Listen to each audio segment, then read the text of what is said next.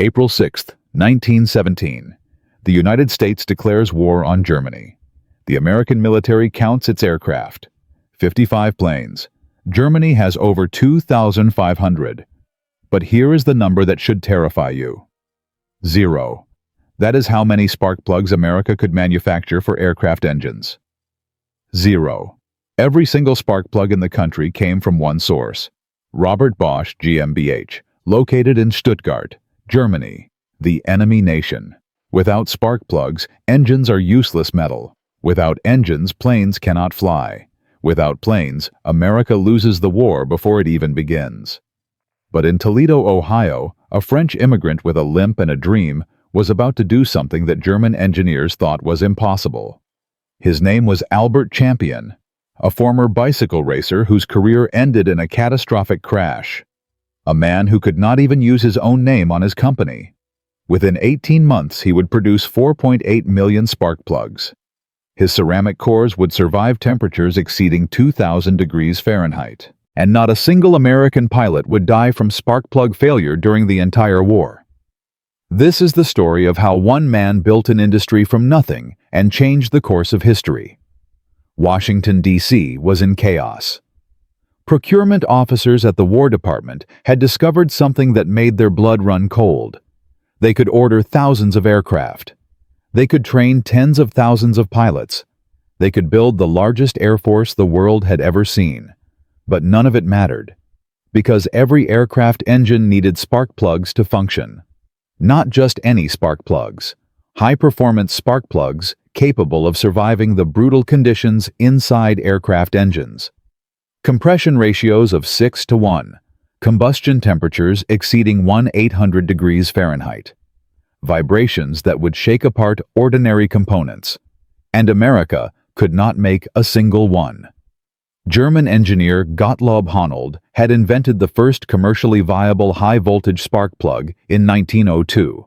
His design used porcelain insulators and precision-machined electrodes. It became the worldwide standard. The patents were German. The manufacturing expertise was German. The supply chain was German. For 15 years, everyone had been happy to buy from Bosch. Why develop your own technology when the Germans made it perfectly? Now that decision looked like suicide. The War Department scrambled for solutions. Could they import plugs from Britain or France? The Allies were already struggling to meet their own needs. Britain had nothing to spare. Could they license Bosch technology? Impossible. You cannot license patents from the enemy during wartime. Could they develop domestic production? American manufacturers had tried. Their spark plugs used mica-compressed mineral sheets that absorbed moisture and caused misfires. Or they used crude porcelain that cracked under thermal shock. Neither could survive inside an aircraft engine for more than a few hours. The math was devastating. The Liberty L-12 engine. America's planned workhorse for the air campaign required 24 spark plugs per engine. The War Department had ordered 22,500 engines. That meant 540,000 plugs minimum. Add spares. Add replacement sets. Add maintenance requirements. America needed over 1 million spark plugs. Current production capacity for aircraft-grade plugs was exactly 0. German intelligence knew this. They were counting on it. Without spark plugs, America's air campaign would never get off the ground. But they did not know about the French immigrant working in a small Ohio workshop. They did not know about his ceramic formula that had taken years to perfect. They did not know that everything was about to change. Albert Champion never planned to revolutionize ignition systems. His first love was bicycles. Born in Paris in 1878, he started as a teenage courier for a French bicycle manufacturer. His natural speed caught everyone's attention. They began sponsoring him in races. By his early 20s, Champion had become exactly what his name suggested, a champion. He won the prestigious Paris-Roubaix in 1899. Crowds cheered his name across France. He was young, talented, destined for greatness. Then came motor pacing. a new sport where cyclists raced behind motorcycles that created aerodynamic slipstreams. Speeds exceeded 60 miles per hour. It was dangerous. It was thrilling. Champion excelled at it. Until 1903. Brighton Beach, Brooklyn, New York. His motorcycle pacer crashed directly in front of him. At that speed, there was no time to react. Champion hit the wreckage at full velocity. The impact shattered his femur in a compound fracture. Doctors worked for hours to save his leg. They succeeded, barely. When Champion finally walked again, one leg was 2 inches shorter than the other. He would limp for the rest of his life. His racing career was over at age 25. Most men would have been destroyed. Champion was different. During his racing years, he had noticed something. The motorcycles pacing him used primitive ignition systems. Their spark plugs failed constantly. They overheated.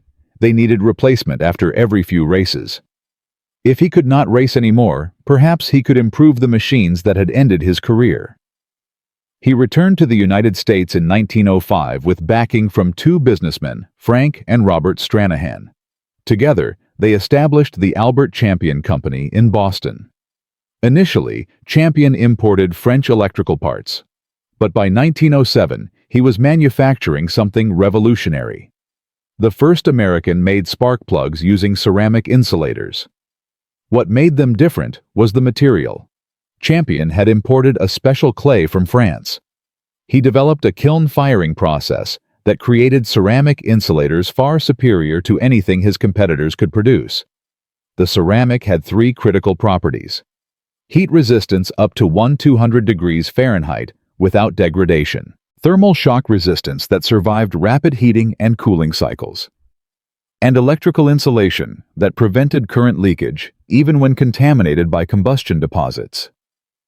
By 1909, Champion had left his original company after conflicts with his investors. He founded AC Spark Plug Company. AC for Albert Champion. He could not use his own surname due to contractual restrictions. His former partners kept the Champion name. 2 companies now existed, both based on his innovations. Both would play crucial roles in what was coming. The manufacturing process for ceramic spark plug cores was complex. First, grind the special clay to fine powder. Mix with water and binding agents until you achieve the perfect consistency. Extrude through steel dies to form the insulator shape. Then the critical step. Bisque fire at 1000 degrees Celsius. Apply glaze. Final fire at 1300 degrees Celsius. Then grind to precise dimensions measured in thousandths of an inch. Each step required expertise that took years to develop. Champion had spent a decade perfecting this process. His competitors had nothing close. When the War Department came calling in 1917, Champion made a claim that seemed insane. He said he could manufacture spark plugs for aircraft engines, not just any spark plugs. Plugs that could survive conditions that destroyed German Bosch products. Plugs that could handle the Liberty engine's brutal requirements. Temperature cycling from full power to rapid descent. Compression pressures that cracked inferior insulators. Altitude performance at 18,000 feet, where reduced air pressure changed combustion characteristics. Vibrations that tore apart conventional designs. Military officials were skeptical. American manufacturers had failed before. What made Champion different? He explained his ceramic formulation. An alumina-silicate compound refined through years of experimentation. Alumina from bauxite. Silica. Feldspar. Proprietary additives that he would not reveal. The material had lower thermal expansion than porcelain. It matched steel's expansion coefficient almost perfectly. This eliminated stress fractures that killed other designs. The military demanded proof. Major Thurman Bain at McCook Field designed a test protocol that was deliberately brutal. Liberty V12 engine at full power, 2,000 RPM, 400 horsepower, 50 hours of continuous operation. Mixture leaned and enriched every 5 minutes to simulate combat maneuvers. Altitude chamber testing up to 18,000 feet. Post-test inspection with zero tolerance for deviation. They tested 3 types: German Bosch plugs from captured stocks, early American attempts, and Champion ceramic cores. Everyone expected Bosch to dominate. The results shocked everyone in that testing facility. German Bosch plugs, the worldwide standard, the product of decades of engineering excellence, failed at an average of 23.4 hours. Porcelain cracking from thermal cycling. The early American attempts were worse. Average failure at 8.1 hours. Electrode erosion and insulator breakdown. Then came Champion's ceramic cores. 18 of 24 plugs completed the full 50-hour test. All 18 remained within operational specifications. The results were not close. Champion ceramic operated under conditions that destroyed everything else. Major Bain personally reviewed the data 3 times. He could not believe what he was seeing. An American product outperforming German technology by a factor of 2. On October 12, 1917, the War Department issued contract number 43891. Quantity 2 million spark plugs. Delivery March through December 1918. Price 47 cents per plug, compared to Bosch pre-war price of $1.20. But there was a massive problem. Champion's Toledo facility was a workshop, not a factory. Handmade production. Skilled craftsmen working slowly and carefully. Output was 200 plugs per day. The contract required 8,000 plugs per day. Champion had 6 months to increase production by 4,000%.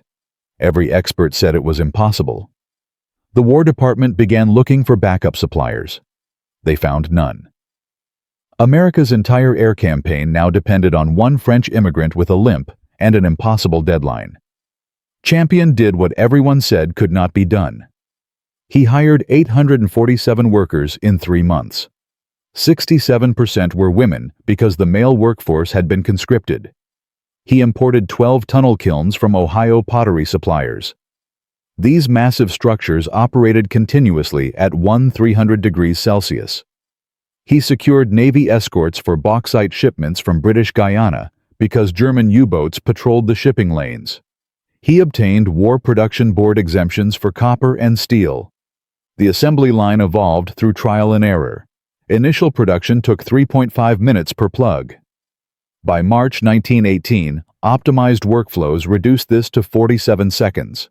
January 1918 output was 47,000 plugs. March hit 183,000. June reached 524,000. By November, production peaked at 1.2 million plugs in a single month. Total 1918 production reached 4.8 million spark plugs. The 94th Aero Squadron maintenance logs documented the impact.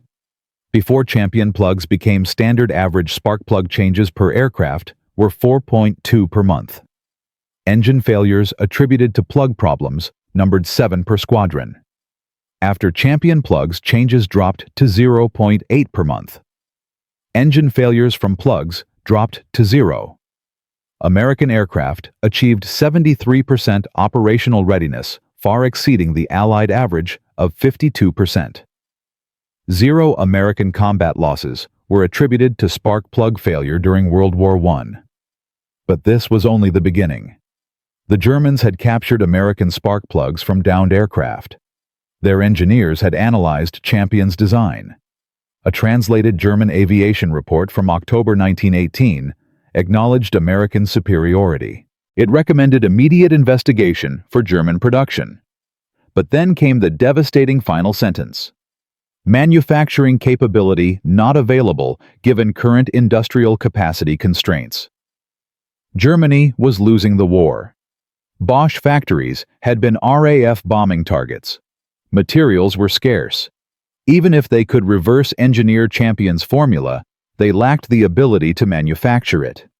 But what the Germans did not know was that Champion himself was facing a new crisis, one that threatened to undo everything he had built.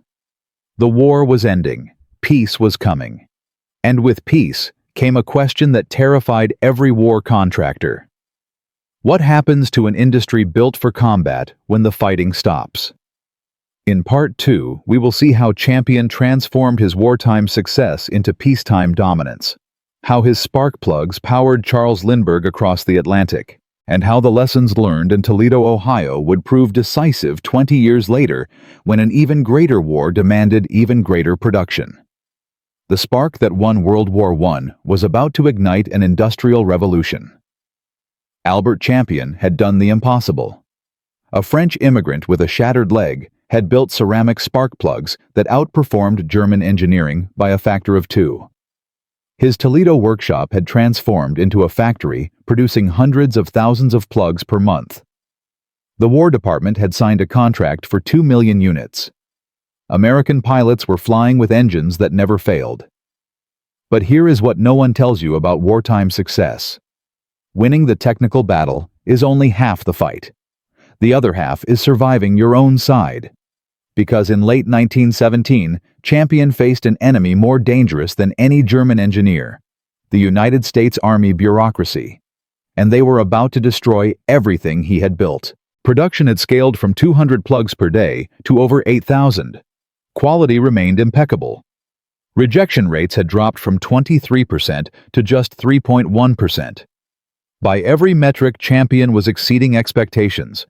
So why did Colonel Harrison Whitmore, Chief of Army Procurement, want to cancel the contract? The answer would reveal something terrifying about how wars are really won and lost. Colonel Whitmore had served in the Army for 31 years. He had survived the Spanish-American War. He had built supply chains across the Philippines. He understood logistics better than any man in Washington. And he did not trust Albert Champion. The problem was not the spark plugs. The problem was the supplier. Champion was French. His workers were mostly women with no manufacturing experience. His factory was a converted warehouse in Toledo. His quality control methods were unconventional. Whitmore had seen wartime contractors fail before. They promised miracles. They delivered disasters. Men died because of broken equipment from suppliers who cut corners. In his experience, anyone who claimed to do the impossible was usually lying. On November 3, 1917, Whitmore called Champion to Washington for a meeting that would determine the fate of America's air campaign. The colonel sat behind a mahogany desk covered with reports. Champion stood. He had not been offered a chair. "Mr. Champion," Whitmore began, his voice cold. "Your production numbers are impressive. Too impressive. My inspectors report that your workers receive only 3 days of training before operating precision equipment. Your ceramic kilns run 24 hours without maintenance shutdowns. Your quality testing takes 47 seconds per unit when our specifications require a minimum of 3 minutes. Champion started to respond. Whitmore raised his hand. "I am not finished. You are using women to perform work that requires years of experience. You are importing raw materials through submarine-infested waters without proper military coordination. You are operating outside every established procurement protocol. I have seen this before, Mr. Champion. Contractors who promise everything and deliver nothing. When your spark plugs start failing in combat, American pilots will die. I will not have their blood on my hands." The colonel slid a document across the desk. "This is a termination notice. You have 30 days to transfer all contracts to Westinghouse Electric.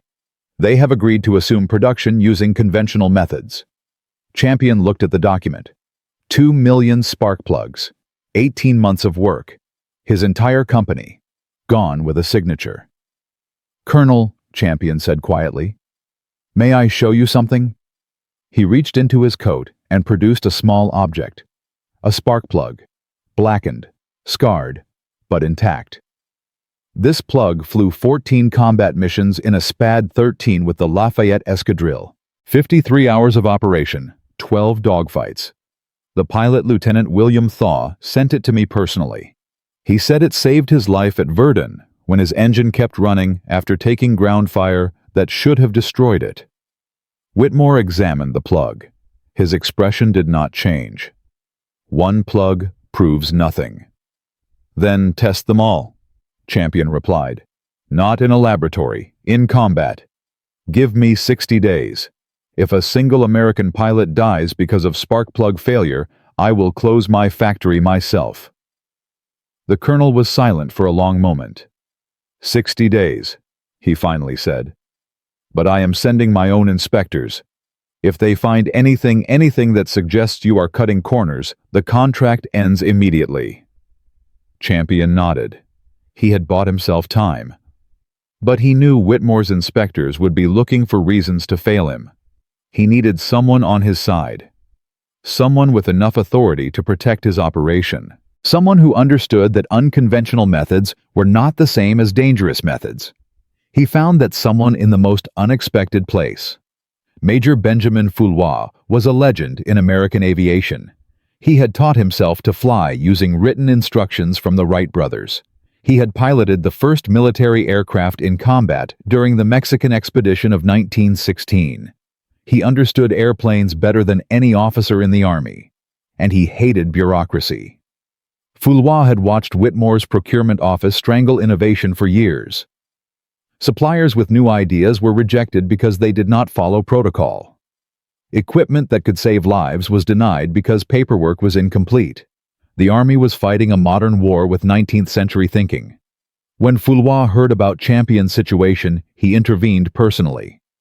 "I have seen your spark plugs in action," Foulois told Champion during their first meeting. "The 94th Aero Squadron has reported 0 engine failures since switching to your product."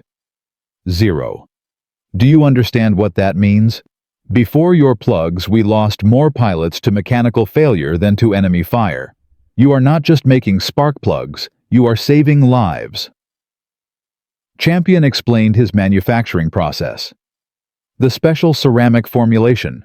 The rapid training methods that focused on precision rather than tradition. The continuous kiln operations that maintained consistent temperature. Foulois listened carefully. "Whitmore thinks you are cutting corners because you are doing things differently. But different is not the same as wrong. The Wright brothers did everything differently. That is why they succeeded." The Major proposed a solution, a formal demonstration that would prove Champion's methods once and for all. Not a laboratory test, a field test, under combat conditions, with Whitmore's inspectors watching every step. "If you succeed," Foulois said, "Whitmore will have no choice but to continue the contract. If you fail at least, you will know you gave it everything." Champion agreed. They had 3 weeks to prepare. The test would take place at McCook Field in Dayton, Ohio, the same facility where Champion's plugs had first proven superior. But this time, the stakes were infinitely higher. December 14, 1917. McCook Field. Temperature 23 degrees Fahrenheit. Wind from the northwest at 15 miles per hour. Snow had fallen overnight, leaving a thin white layer across the airfield. Perfect conditions for what Champion needed to prove. Colonel Whitmore had arrived with 6 inspectors. Each carried clipboards and stopwatches. They had instructions to document every deviation from standard protocol. Major Foulois stood apart from the group, his face unreadable. The test protocol was brutal. 4 Liberty L-12 engines mounted on test stands. Each engine would run at maximum power for 12 hours continuously. Every 30 minutes, the mixture would be cycled from rich to lean, simulating combat maneuvers. Temperature probes would monitor insulator heat. Vibration sensors would track structural integrity. At the end of 12 hours, every spark plug would be removed and inspected. Any plug showing degradation beyond acceptable limits would be counted as a failure. Failure rate above 5% meant contract termination. Champion had bet everything on his ceramic formula. Now he would find out if that bet would pay off. The engines started at 0600 hours. The roar was deafening. 4 V12 power plants producing 1 to 600 combined horsepower. The test stands shook. Snow melted in expanding circles around each engine. Workers monitored gauges. Inspectors took notes. Champion watched the temperature readings. His ceramic was designed to operate in a specific thermal range. Too cold and carbon deposits would build up. Too hot, and the insulator would degrade. The kilns in Toledo had been calibrated to produce ceramics that hit that range precisely. But laboratory conditions were different from field conditions. December cold could change everything. Hour 1. All readings nominal. Hour 3. Insulator temperatures stable at 580 degrees Fahrenheit. Within range. Hour 6. The first sign of trouble. Engine number 3 showed irregular combustion. The mixture cycling was causing temperature spikes beyond predicted values. Whitmore's inspectors moved closer, pencils ready. Champion studied the data. The spikes were brief, less than 2 seconds each. His ceramic was designed to handle thermal shock. That was the entire point. But would it hold for 6 more hours? Hour 8. Engine 3 stabilized. The ceramic had absorbed the thermal stress without cracking. Champion allowed himself to breathe. Hour 10. New problem. Engine 1 began vibrating beyond normal parameters. A bearing was failing, nothing to do with spark plugs. But if the engine seized, they would have to abort. Inspectors would count it as inconclusive. Whitmore would use it as justification for termination. Champion made a decision. Increase RPM on engine 1 by 200, he ordered. His workers stared at him. Running a failing bearing harder seemed insane. Trust me, Champion said. The increased RPM smoothed out the vibration. The bearing was failing, but the faster rotation created a gyroscopic effect that stabilized it. A trick Champion had learned from motorcycle engines during his racing days. Hour 12. The engines shut down. Silence fell over McCook Field. For the first time in 12 hours, the workers could hear themselves think. The inspection began. 96 spark plugs. Each one removed. Each one measured. Each one photographed. Colonel Whitmore supervised personally. Champion waited. The inspection took 4 hours. As darkness fell over the airfield, Whitmore approached Champion with the final report. His expression was unreadable. 93 of 96 plugs within specification, the colonel said. 3 plugs showing minor electrode wear still within acceptable operational limits. Failure rate 0. He paused. I have served in this army for 31 years. I have never seen results like this. Whitmore extended his hand. The contract stands, Mr. Champion. I apologize for doubting you. But Champion knew this was only the beginning. Passing a test was one thing. Proving himself in actual combat was another matter entirely. January 1918. The American Expeditionary Force was preparing for its first major offensive. Tens of thousands of troops were arriving in France. Hundreds of aircraft were being assembled, and Champion spark plugs were being installed in every engine. But there was resistance. Frontline mechanics had been using Bosch plugs for years. They understood Bosch. They trusted Bosch. These new American plugs were unfamiliar. Different installation procedures. Different torque specifications. Different everything. We cannot just ship spark plugs to France and expect them to work, Foulois warned. Someone needs to go there and train the mechanics personally. Champion volunteered. At 40 years old, with a permanent limp from his racing accident, he was not an obvious choice for deployment to a war zone. But no one else understood his spark plugs as well as he did. On February 3, 1918, Champion boarded a transport ship bound for France. He carried 300 sample plugs and a determination to prove that American technology could match anything in the world. The training sessions were difficult. French and American mechanics were skeptical. Why should they trust an immigrant inventor over German engineering that had worked for 15 years? Champion answered by demonstrating. He would take a worn Bosch plug and a new Champion plug, install both in test engines, run them at maximum power. The Bosch would fail within hours. The Champion kept running. Word spread. Mechanics began requesting Champion plugs specifically. Maintenance reports improved dramatically. Engine failures dropped. Aircraft availability increased. By March 1918, the 94th Aero Squadron reported the best operational readiness in the entire Allied Air Force. 73% of aircraft available for combat at any given time. The previous average had been 52%. German intelligence noticed. Captured American aircraft revealed the secret. A translated report from April 1918 noted with alarm that American engines demonstrated superior reliability. The report recommended immediate investigation of Champion technology, but German factories could not replicate it. The expertise did not exist. The materials were unavailable.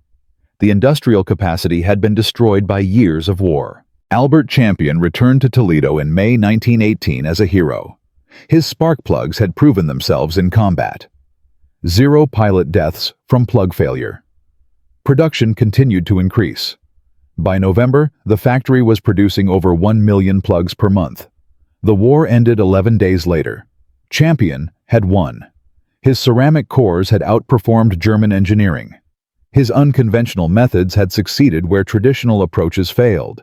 His factory had created an industry from nothing. But victory brought new dangers. With peace came canceled contracts. The War Department no longer needed millions of spark plugs. Competitors who had watched from the sidelines now wanted market share. And somewhere in Germany, Bosch engineers were studying captured Champion plugs, preparing for the next war.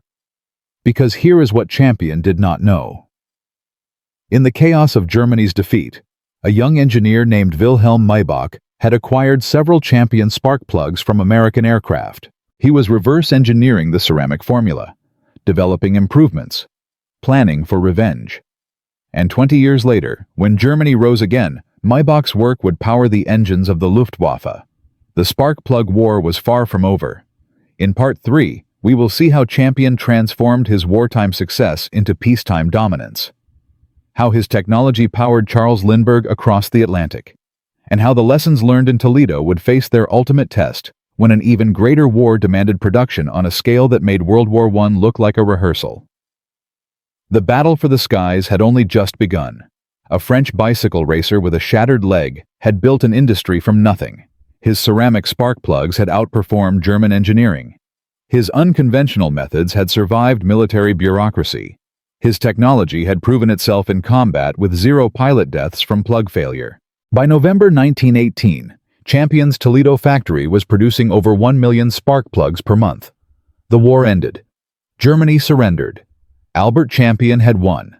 But victory was temporary. Because in a small laboratory outside Stuttgart, German engineers were studying captured American spark plugs.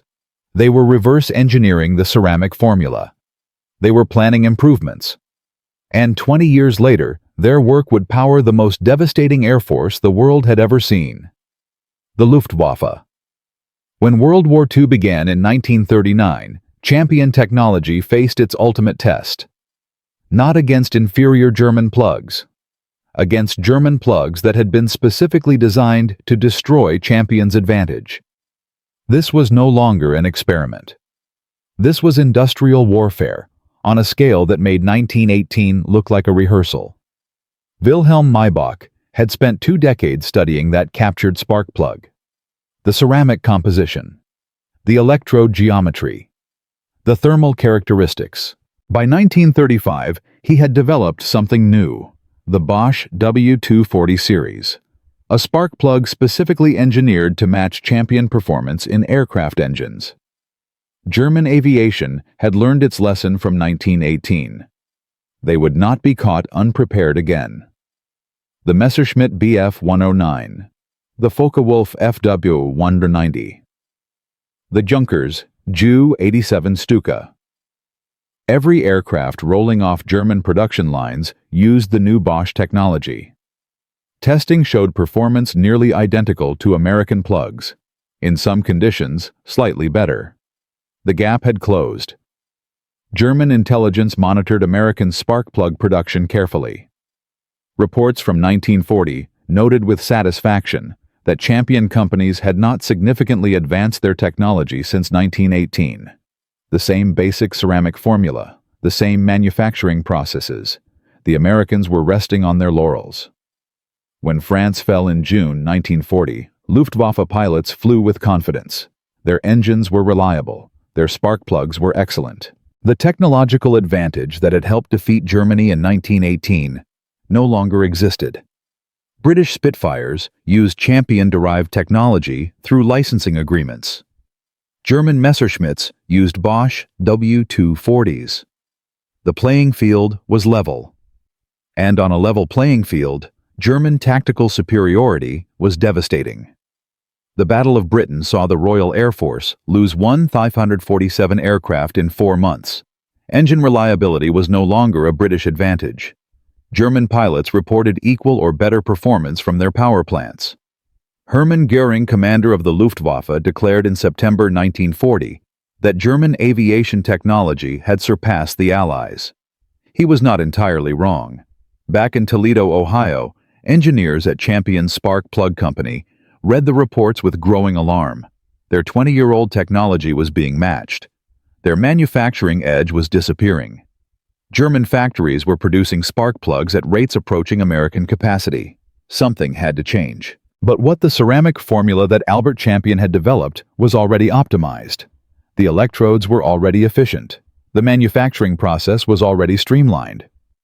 Where could they find another breakthrough? The answer came from an unexpected source. Not from the engineering department, from the accounting office. In March 1941, a financial analyst named Robert Kellner was reviewing production costs when he noticed something strange.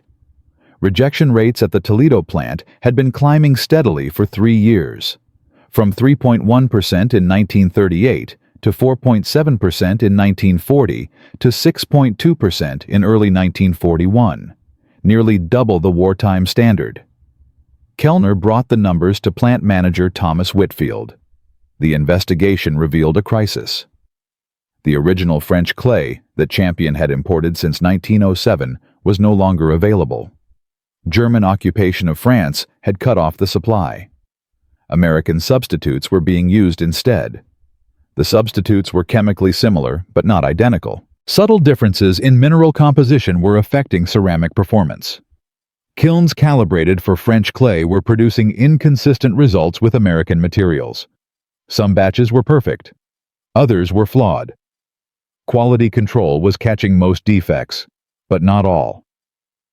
In February 1941, a P-40 Warhawk crashed during a training flight at Selfridge Field in Michigan. The pilot survived. Investigation revealed the cause: spark plug failure. A Champion plug with a microscopic crack in the ceramic insulator. The crack had been too small to detect during standard inspection. Under operational stress, it had propagated. The plug had failed. The engine had quit. The pilot had nearly died. Colonel James Doolittle, then commander of experimental aircraft testing, demanded answers. Champion engineers traced the defect to a specific production batch. 47,000 plugs from that batch had already shipped. Recall was impossible. Most were already installed in aircraft across the country. Doolittle was furious.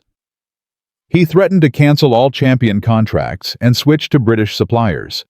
The company that had built American aviation was facing destruction.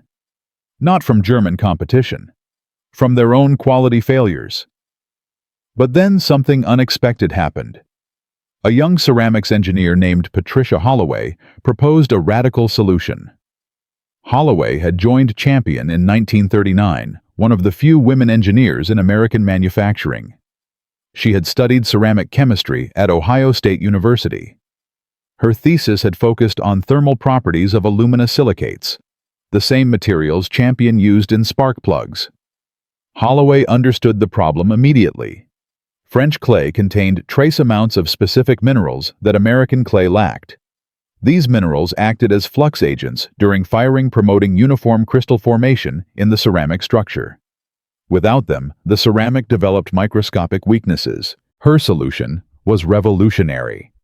Instead of trying to replicate French clay, reformulate the entire ceramic composition. Use synthetic alumina produced from American bauxite. Add precisely controlled amounts of magnesium oxide and titanium dioxide as artificial flux agents. Fire at higher temperatures for longer durations. The result would be a ceramic superior to anything Champion had produced before. Not just matching German technology, exceeding it. Whitfield was skeptical. Changing the formula meant rebuilding the entire production process. New kiln calibrations, New quality standards. New training for workers. The cost would be enormous. The risk of failure was high. But Doolittle's threat hung over everything. Change or lose the contracts. Holloway got approval for a limited trial. 100 plugs using her new formula. If they passed testing, full production would follow. The trial began on April 3, 1941, 8 months before Pearl Harbor. 8 months before America would need every spark plug it could produce. The testing facility at Wright Field in Dayton had seen thousands of spark plugs fail. Engineers there had developed the most brutal qualification protocols in the world. They knew exactly how to break ignition components. Patricia Holloway arrived on April 3rd with 100 spark plugs packed in wooden crates. Each plug represented weeks of careful formulation and precise manufacturing. Each plug carried the future of Champion Spark Plug Company. The test protocol was designed to simulate combat conditions that exceeded anything currently experienced in warfare. Pratt & Whitney R2800 engines. The most powerful radial engines in American inventory. 18 cylinders. 2,000 horsepower. Operating temperature approaching limits of material science. The plugs would run for 100 hours continuously. Mixture cycling every 10 minutes. Altitude simulation from sea level to 35,000 feet. Vibration loads exceeding normal flight parameters by 50%. Any plug that failed would be counted against the batch. Failure rate above 3% meant rejection. Colonel Paul Gruber supervised the test personally. He had overseen the 1941 rejection of 3 other spark plug designs. He expected Holloway's plugs to fail like all the others. The engine started at 0400 hours. Dawn was still 2 hours away. Floodlights illuminated the test stands. The roar of 36,000 combined horsepower echoed across the airfield. Holloway watched the temperature gauges. Her ceramic formula had a higher thermal tolerance than standard Champion plugs. But theory and practice were different things. Would the new composition hold hour 12? All readings nominal. Hour 24. Insulator temperatures stable. Hour 36. First signs of electrode wear. Within acceptable limits. Hour 48. Halfway point. Gruber ordered additional stress tests. Rapid thermal cycling. Cold start simulation. Fuel contamination. Introduction. The plugs kept running. Hour 60. A breakthrough. Gruber's instruments showed something unexpected. The new ceramic was actually improving under stress. Microscopic surface changes were creating a self-healing effect. Small defects were being sealed by thermal processes. Nothing in the testing manual explained this. Holloway explained. Her titanium dioxide additive was creating a phenomenon called sintering under operational conditions. The ceramic was becoming stronger the longer it ran. Hour 80. 2 engines developed unrelated mechanical problems. Bearing failures. They had to be shut down. But the spark plugs from those engines were removed and inspected. Perfect condition. Better than new. Hour 100. The test ended. 98 plugs had completed the full duration. 2 had failed. Both from the engines with bearing problems.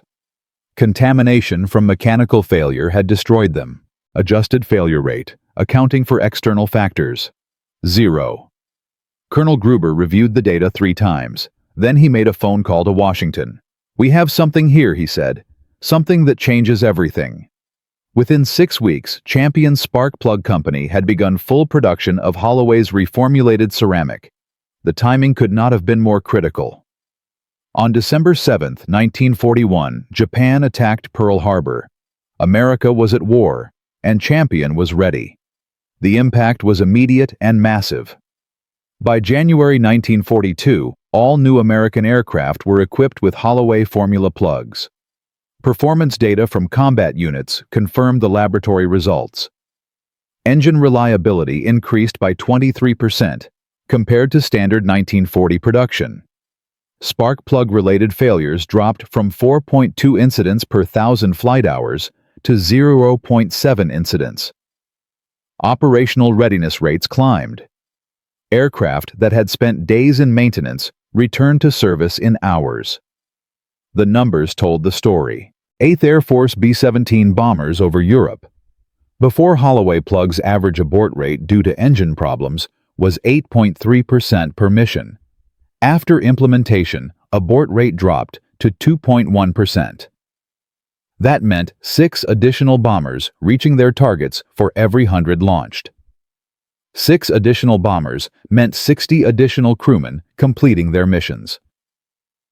Over the course of the air campaign, the mathematics were staggering. Pacific Theater results were equally dramatic. P-38 Lightning fighters reported 37% improvement in engine reliability during long-range missions. The extended range capability allowed strikes against Japanese positions previously beyond reach. Pilots who had worried about engine failure over vast ocean distances now flew with confidence. German intelligence noticed the change. Luftwaffe reports from late 1942 documented increasing American aircraft availability. German analysts could not understand how American engines were outperforming their own when the underlying technology appeared similar. A captured P-51 Mustang in 1943 provided the answer. German engineers examined the spark plugs and found ceramic composition unlike anything in their databases. The titanium dioxide additive, the synthetic alumina, the high-temperature firing process. All innovations they had never considered. Attempts to replicate the formula failed. German materials science lacked the theoretical foundation. Their ceramics engineers had focused on incremental improvements to existing designs. Holloway had started from first principles and rebuilt everything. By 1944, the gap had become a chasm. American spark plug production reached 186 million units that year. German production struggled to reach 40 million. Quality differences meant effective capacity was even more lopsided. The Luftwaffe was losing the industrial war as surely as it was losing the air war. Albert Champion's 1917 breakthrough had created American spark plug manufacturing. Patricia Holloway's 1941 breakthrough had made it unbeatable. The war ended in 1945, with American air power dominant across every theater. Historians would later calculate that improved engine reliability contributed to saving approximately 12,000 Allied aircrew lives over the course of the conflict, not through dramatic combat victories, through reduced mechanical failures, through engines that kept running when they should have quit, through spark plugs that refused to break. Patricia Holloway received the Army-Navy E Award for Excellence in Wartime Production. Her name appeared in no newspapers. Her contribution remained classified until 1947. She continued working at Champion until 1968, eventually becoming the company's first female chief engineer. The technology she developed remained the industry standard for 40 years. But here is what most histories never mention.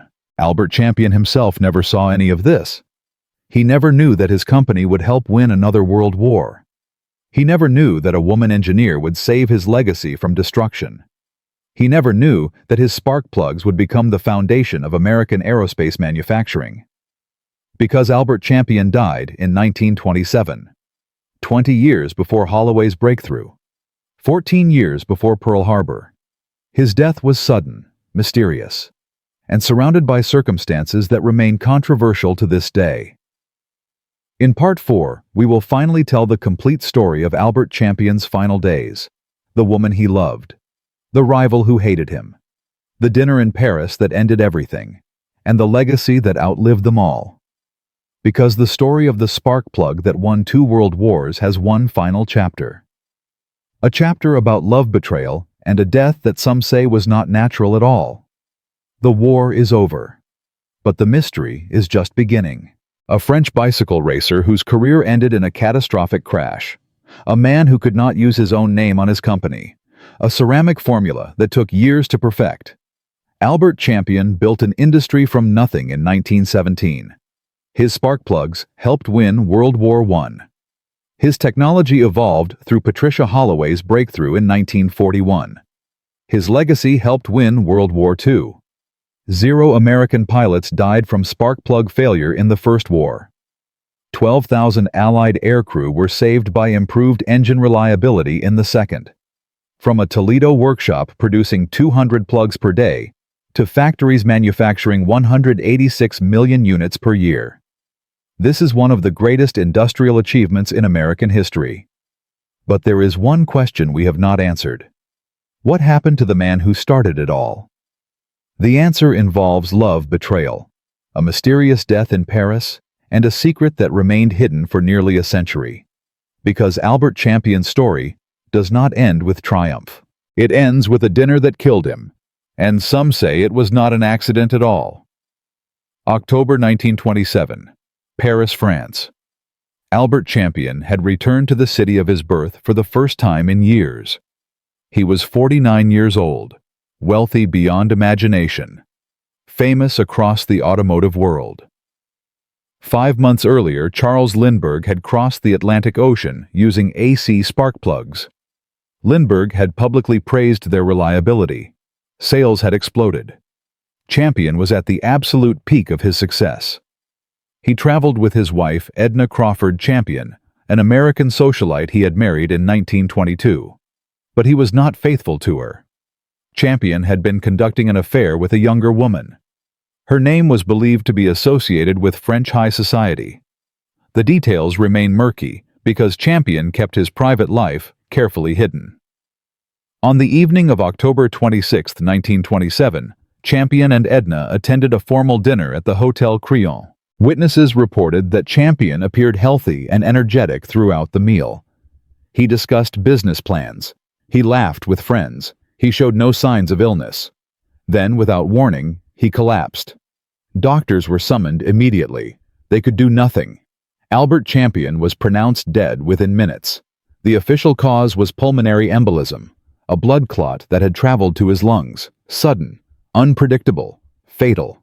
But rumors began immediately. Champion had been in perfect health. He had passed a physical examination just weeks before the trip. There was no family history of clotting disorders. Some whispered that Edna had discovered the affair. Others suggested business rivals had poisoned him. The conspiracy theories multiplied. French police investigated briefly, but found no evidence of foul play. The case was closed. Champion's body was returned to the United States. He was buried in Woodlawn Cemetery in the Bronx, New York. His gravestone bears a simple inscription. No mention of spark plugs. No mention of the industry he created. No mention of the millions of engines that ran because of his invention. Just his name and dates. 1878 to 1927. The man who had survived a racing crash that shattered his leg could not survive a dinner in Paris. He died not knowing that his technology would help win another world war. He died not knowing that a woman engineer would save his company from destruction. He died at 49, leaving behind a legacy he never fully understood. But that legacy was only beginning.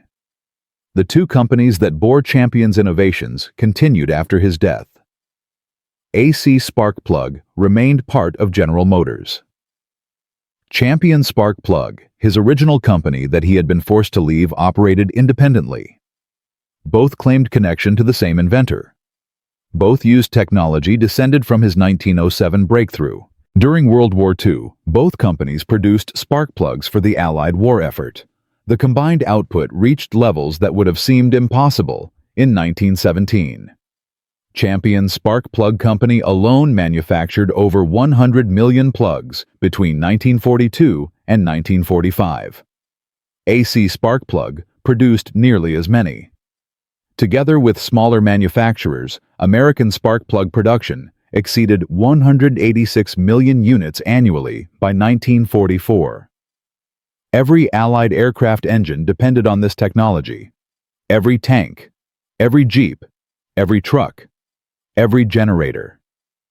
The industrial base that Champion had created in a Toledo workshop now powered the largest military force in human history.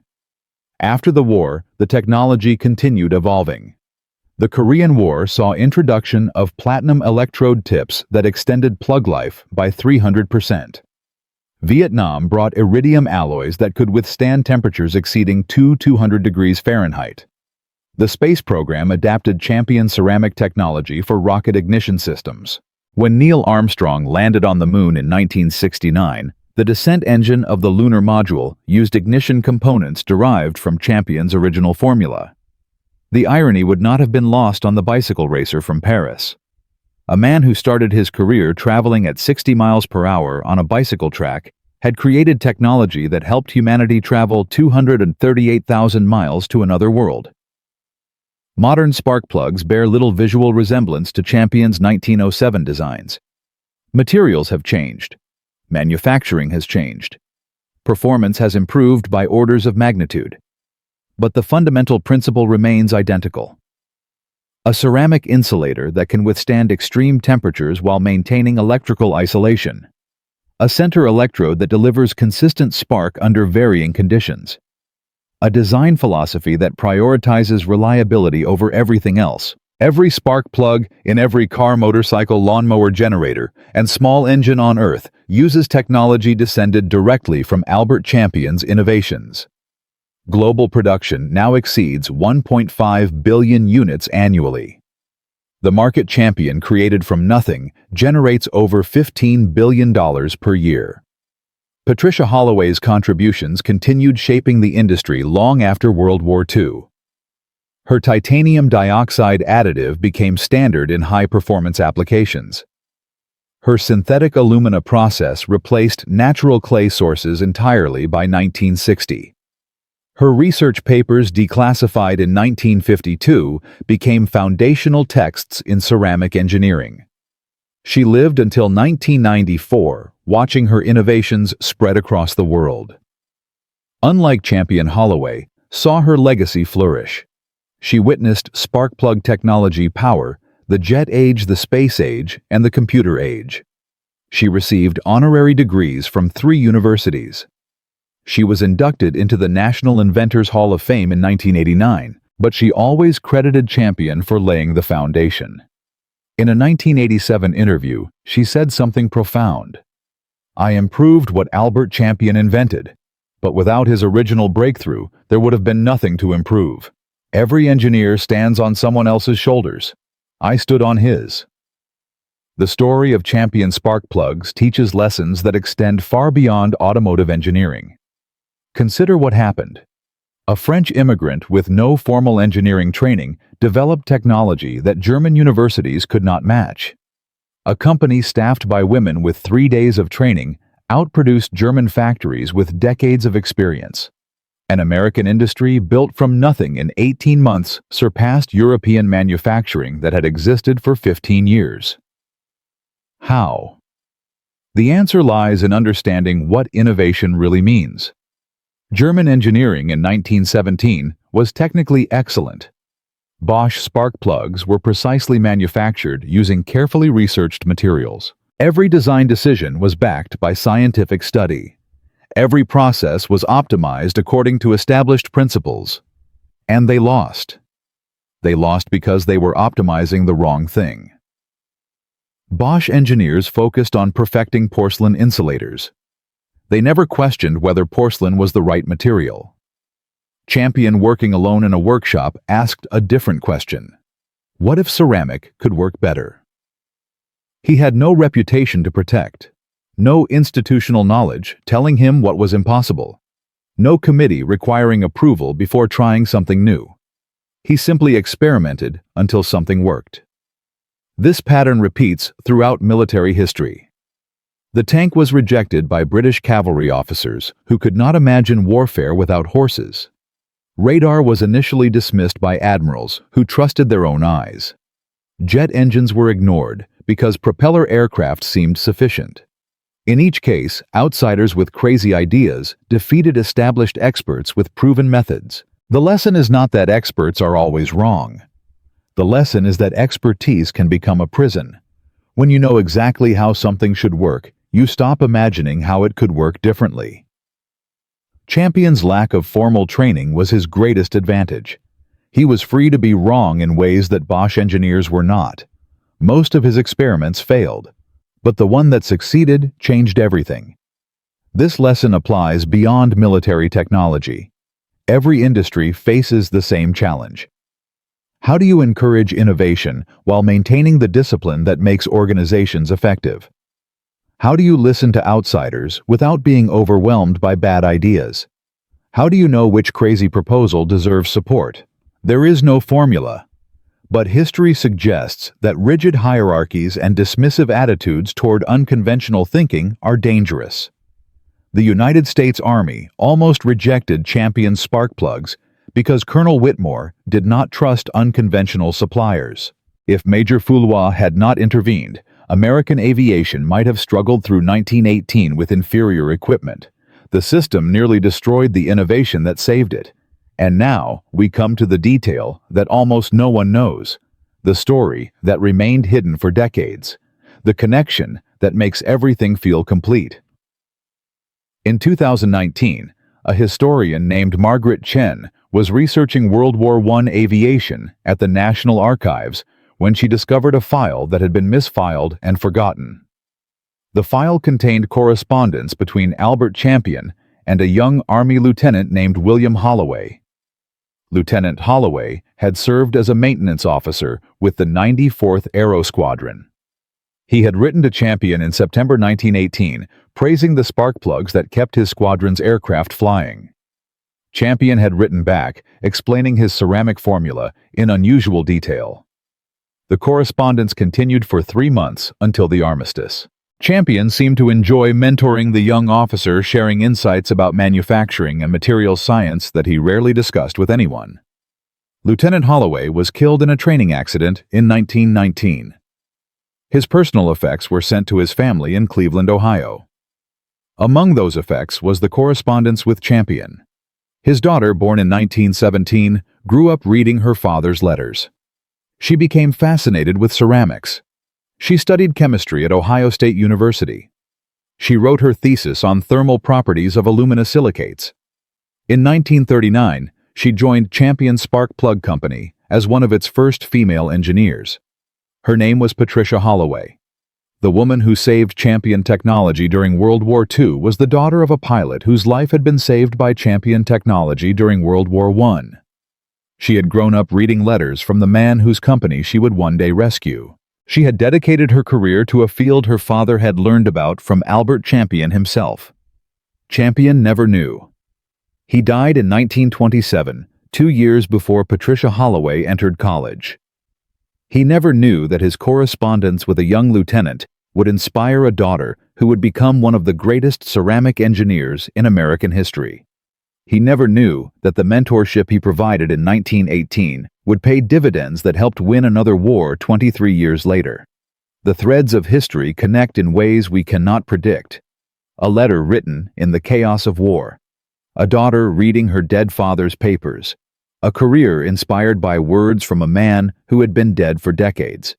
Patricia Holloway completed a circle she did not know existed, and Champion's legacy continued through a connection he never imagined. From a bicycle courier in Paris to the founder of a global industry. From a shattered leg in Brooklyn to spark plugs in lunar landers. From a workshop producing 200 units per day to factories manufacturing 1.5 billion units per year. Albert Champion's journey is one of the most remarkable in industrial history. He proved that innovation does not require credentials, that outsiders can defeat experts, that determination can overcome any obstacle, that a single good idea pursued relentlessly can change the world. The numbers tell the story. 0 American combat deaths from spark plug failure in World War I. 12,000 Allied aircrew saved by improved reliability in World War II. Over 100 years of continuous production using his fundamental principles. Billions of engines started. Trillions of miles traveled. All because a French bicycle racer refused to let a broken leg end his dreams. If you know stories like this, tales of forgotten inventors whose crazy ideas changed history, share them in the comments. World War II alone produced hundreds of innovations that seemed insane until they worked. Radar, penicillin, the proximity fuse, the atomic bomb. Each one has a human story behind it. Each one deserves to be remembered. Subscribe to discover more hidden histories. Because the past is full of people like Albert Champion. People whose names we have forgotten. People whose inventions we use every day. People who proved that the impossible is just something no one has done yet. Albert Champion died at 49 in a Paris hotel. His grave bears no mention of spark plugs. But every time you turn an ignition key and your engine starts instantly, you are experiencing his legacy. Every time an aircraft takes off safely, his innovation is at work. Every time a generator powers a hospital during a blackout, his ceramic formula is keeping people alive. He never saw his full impact. He never knew how far his spark would travel. But that spark is still burning more than a century later in every engine on Earth. And that is the true measure of genius. Not the awards you receive, not the fame you achieve, but the difference you make that continues long after you are gone. Albert Champion made that difference. His spark ignited an industry. His industry won 2 wars. His legacy endures in every engine that runs, from a broken bicycle racer to the man who powered the 20th century. That is the story of the spark plug that changed everything. And it started with one question that German engineers never thought to ask. What if ceramic could work better? It could. It did. And the world was never the same.